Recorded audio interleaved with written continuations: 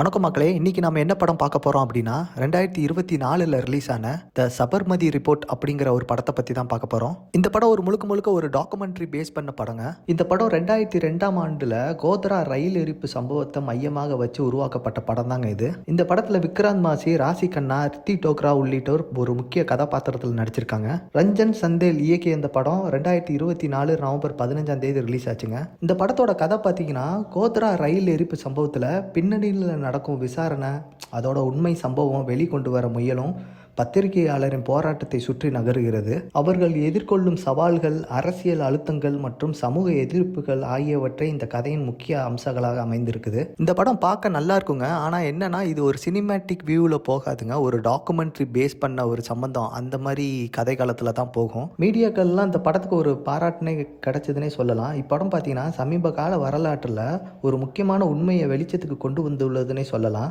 அதே மாதிரி கோத்ரா ரயில் எரிப்பு சம்பவத்தில் உயிரிழந்த ஒரு 59 அப்பாவி கரசேவர்களுக்கு அஞ்சலி செலுத்தும் வகையில் அமைந்துள்ளதாக கருத்துக்கள் வெளியாகியிருந்ததுன்னா, இந்த படத்துல விக்ராந்த், ரித்தி அண்ட் ராஷி கண்ணாவோட பெர்ஃபார்மன்ஸ் பார்த்தீங்கன்னா அவுட்ஸ்டாண்டிங்காக இருக்குங்க. இந்த படம் இப்போ ZEE5ல ஸ்ட்ரீம் ஆகிட்டு இருக்குதுங்க. அதே மாதிரி தமிழ் அண்ட் தெலுங்கு லாங்குவேஜில் அவைலபிளாக இருக்கு. அதே மாதிரி இந்த படத்தோட டூரேஷன் பார்த்தீங்கன்னா ஒரு 2 மணி நேரம் 10 நிமிஷம் ஓடக்கூடிய படமா இருக்குங்க. நீங்க இந்த படத்தை இந்த வீக்கெண்ட் பார்த்துட்டு உங்களோட கருத்தை நம்ம கமெண்ட் செக்ஷன்ல சொல்லுங்க. மீண்டும் அடுத்த வீடியோவில் சந்திக்கிறேன். நன்றி, வணக்கம்.